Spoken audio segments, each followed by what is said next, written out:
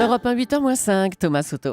La Roumanie a voté et la Roumanie s'est choisi un président de droite. Il s'appelle Klaus Iohannis. Il a battu le social-démocrate Victor Ponta, Premier ministre sortant et qui était pourtant grand favori du scrutin. Bonjour Danny Cohn-Bendit. Bonjour Thomas. Le plus étonnant dans tout ça, c'est que vous êtes content, Danny. Vous applaudissez l'élection d'un président de droite maintenant. Il vous a promis un portefeuille de ministre, Klaus Iohannis, non ? Thomas, je sais que la Roumanie, c'est très loin et que Dracula n'était pas candidat, donc vous n'y comprenez rien. C'est vrai. D'accord. Mais Victor Ponta, je dis Dracula n'était pas candidat, voire que. Parce que Victor Ponta, c'était vraiment un soi-disant social-démocrate, donc de gauche, a fait une campagne xénophobe, une campagne nationaliste. Il se montrait toujours à l'église orthodoxe, soutenu par l'église orthodoxe, en disant que lui, il était un vrai Roumain et que les Roumains devraient élire un vrai Roumain. Pourquoi ?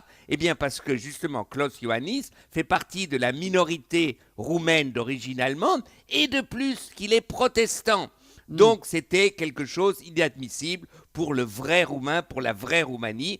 Et surprise, les jeunes se sont mobilisés en masse. Et c'est vrai que je suis peut-être de droite, mais je suis avec les jeunes. Et les jeunes se sont mobilisés en masse. Pourquoi ? Parce qu'ils en ont marre de la corruption et que Iohannis a fait du combat contre la corruption son axe de campagne. Et les Roumains ont eu un sursaut moral. Si vous voulez, je peux vous en raconter une autre. Allez-y, ce Victor Ponta, il était donc Premier ministre. Et puis la revue britannique Nature dévoile qu'il a fait en fait un plagiat dans son doctorat. Ouais.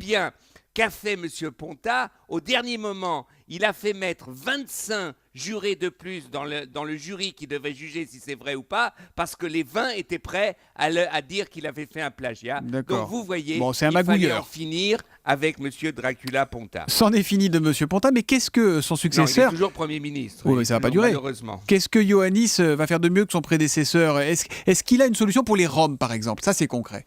Monsieur Iohannis, qui est le maire de Sibiu, il a démontré sa capacité technocratique et comme il est d'une minorité, je dis double minorité, protestante et d'origine allemande, je crois qu'il aura le sentiment qu'il faudra réaliser ce que demande l'Union européenne depuis longtemps à la Roumanie. Il y a de l'argent qu'elle est prête à mettre pour qu'il y ait un plan social pour les Roumains, d'éducation, de formation, et je crois que ce président est capable de le faire, ce qui est bon pour tout le monde et surtout pour les Roms en Roumanie. Dernière question. Au-delà du cas roumain, ça vous trouble pas, Dany, de constater qu'à chaque scrutin désormais, quasiment partout dans le monde, les sortants sont sortis, hop, du balai ?